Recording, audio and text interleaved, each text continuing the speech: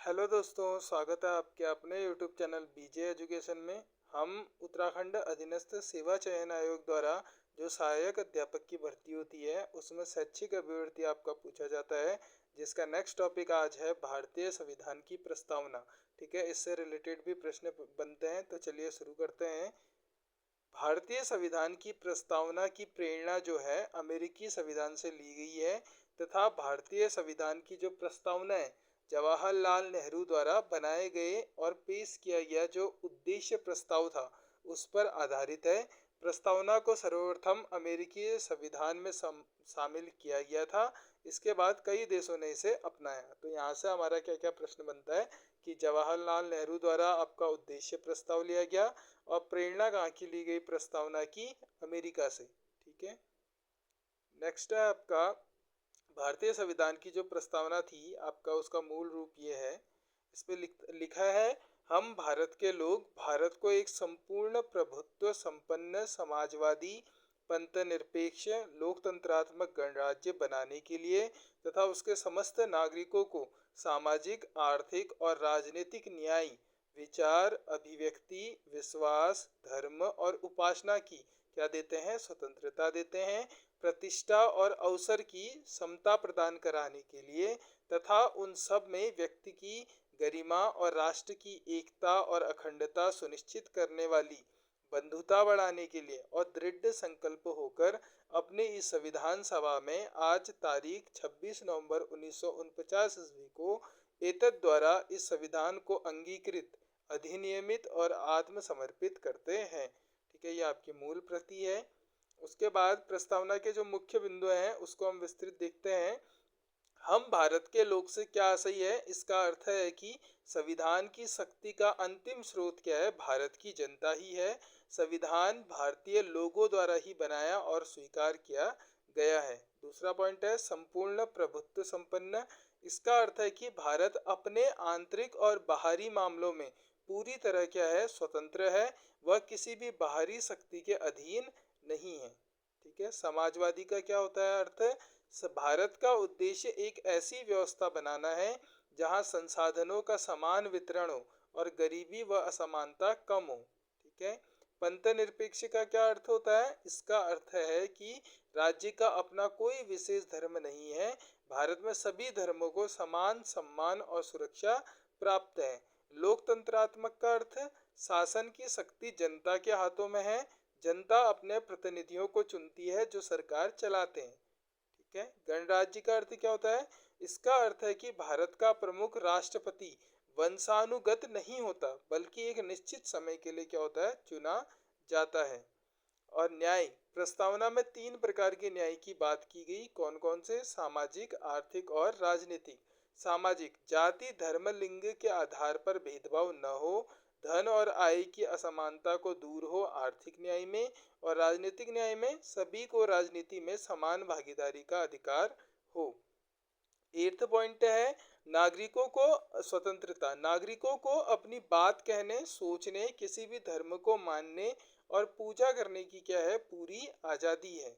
क्षमता हमारा next point है। कानून की नज़र में सब बराबर हैं और सभी को आगे बढ़ने की क्या है? समान अवसर मिलेंगे।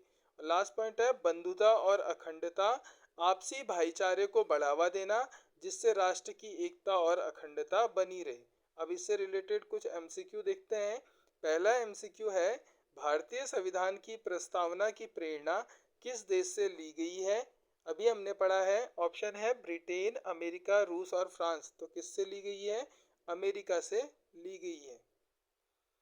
सेकंड प्रश्न है आपका, प्रस्तावना किस पर आधारित है? नेहरू के उद्देश्य प्रस्ताव पर, गांधी जी के विचार पर, डॉक्टर अंबेडकर के भाषण पर या नेहरू रिपोर्ट पर?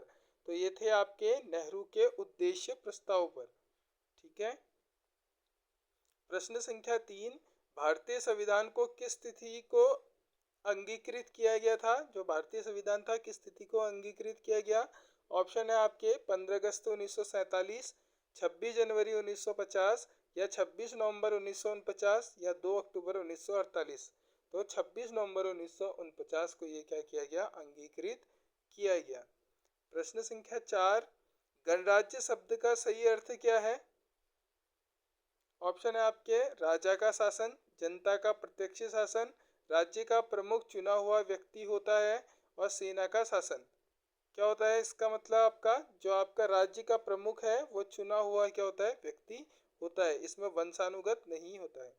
ठीक है। नेक्स्ट है आपका प्रस्तावना के अनुसार अंतिम शक्ति किसके पास है? संसद के पास, राष्ट्रपति के पास, या भारत की जनता के पास, या सर्वोच्च न्यायालय के पास? तो अंतिम शक्ति भारत की जनता के पास होती है।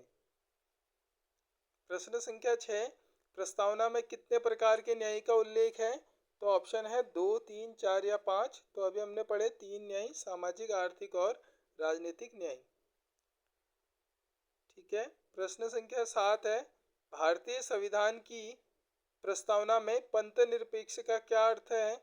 ऑप्शन है राज्य का अपना धर्म है, राज्य किसी धर्म को नहीं मानता, राज्य सभी धर्मों के प्रति तटस्थ और सम्मान करता है, केवल बहुसंख्यक धर्म को मान्यता।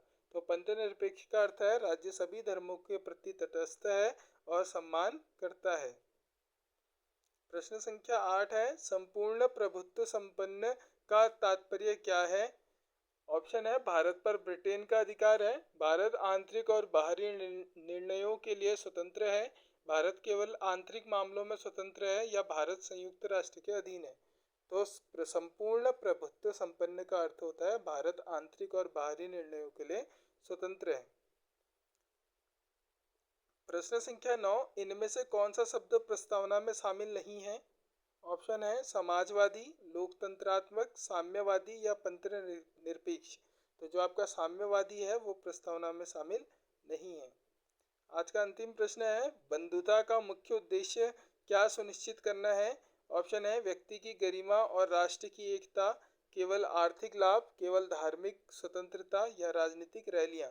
तो बंधुता का मुख्य उद्देश्य है व्यक्ति की गरिमा और राष्ट्र की एकता। ठीक है।